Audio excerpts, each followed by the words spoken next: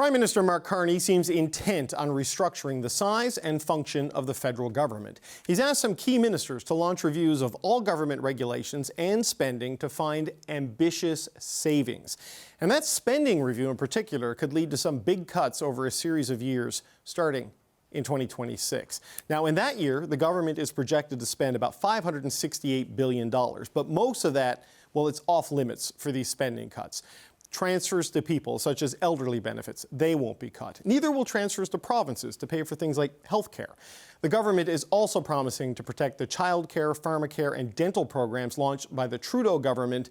And with the promise to meet and then beat the current NATO spending target, defense spending will obviously grow and not shrink. So when you factor in all of the things that won't be cut, it leaves a pool of about $180 to $200 billion that will go under the microscope. And to talk about what that could mean, we've reached Sahir Khan.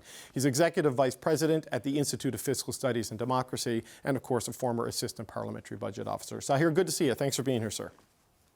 My pleasure, David. All right, so let's talk about this $180 to $200 billion. You can put a lot of government into dollar amounts like that. I mean, what's in that spending? What sort of government operations are they going to be looking at once those exempted areas are taken out of the equation?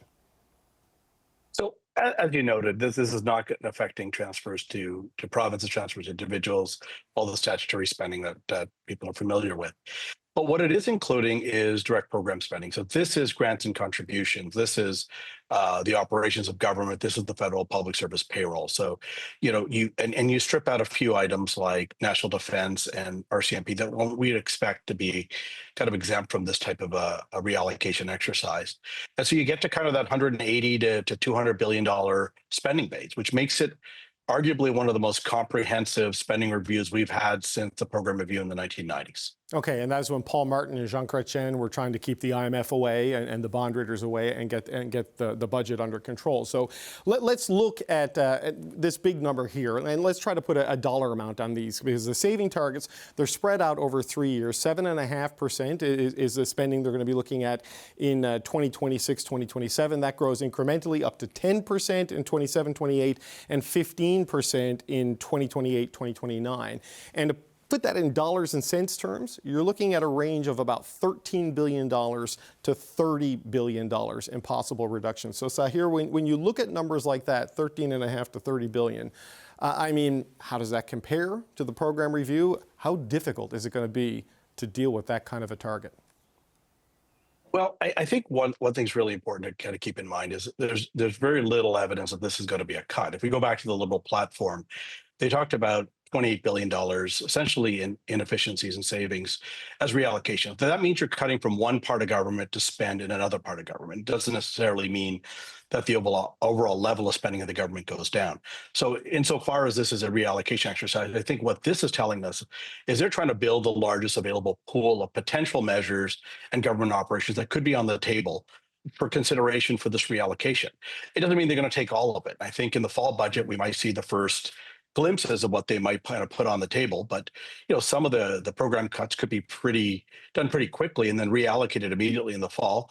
And other more fundamental government operational transformations are going to take a lot longer. And I think we're going to see that this pool of available measures could take a few budgets to kind of digest and integrate into a fiscal strategy going forward. Right. So this is something that finance officials said to me the other day, that some of this money could move from Department A to Department B because A is no longer as big a priority and B is a more urgent priority. But when you marry all of this, Sahir, with the promise to balance the operational budget over a period of years, reduce the deficit, some of this has to be cuts, right? Otherwise, you're counting on astronomical revenue growth to offset some of these things. Well, I think there are two objectives here. One is obviously the government wants to shift, almost a generational shift from the last decade of social spending and wealth transfer to economic security, defense, growth. And growth is going to have to be really critical and a real target for these efforts, because the federal government's going to have to grow its way around the spending level. This, Prime Minister Carney is probably going to have to try to bend the fiscal trajectory of the last decade, where we saw spending going from Jean Chrétien to Paul Martin to Stephen Harper, about 12 to 13% of GDP, up to about 16% at the end of the Prime Minister Trudeau's term. So this, I don't think they're necessarily going to cut that level, but I think the ongoing pressures with defense and economic security and growth are going to probably require them to find funding from within the existing envelope. And this is what this exercise is likely expected to do. Right. So when the Prime Minister, they spend less, invest more, right? When you dig deep into what that means, they're talking about a less costly, more efficient core day-to-day operation of the federal public service, the government, so to speak. And the investments could be port infrastructure upgrades, electricity upgrades. It can be capital purchases for the military, because those either acquire an asset or unleash economic opportunity. When that is all going through this process, I mean, how do you see government changing on a day-to-day basis as they go through that, Sahir? Well, it's going to be disruptive. This is a big challenge for the public service to go and find out what's working and what's not, what's aligned to priorities and what's not, and what is really, eligible to kind of consider fundamental transformation operations that could, make the public service delivery, more efficient, more effective. And it's going to take time, but by going this deep and this broad, there's certainly a signal that it's not business as usual for the federal government. This is a broad and deep review, the likes of which we haven't seen in a very long time. And just to put it in some perspective, under the Harper government, the target was typically around 5%, but only 20% of the departments were looked at each year. So you'd have to take 5 years to turn over the entire government. And a lot of that spending, particularly in the early years, was reallocated, so it wasn't cut. So compared to that initiative, this is actually significantly larger, and it's quicker. And that's the other, I think, defining feature of this exercise, is they're looking to kind of turn this government and its spending base upside down over this summer and start to put some things in the window in the fall, I would imagine, but at least have an available pool of measures that Cabinet, the Prime Minister, and the Finance Minister can start to think about as they kind of redefine government and the way it spends. We've spoken with the Public Service Alliance of Canada. They look at these percentage targets, the dollar amounts, and even at the narrower base of spending rather than the total base of spending. And they see programs going out the door. They see jobs going out the door. They see service delivery becoming more difficult. Is that necessarily the outcome of this process in your view?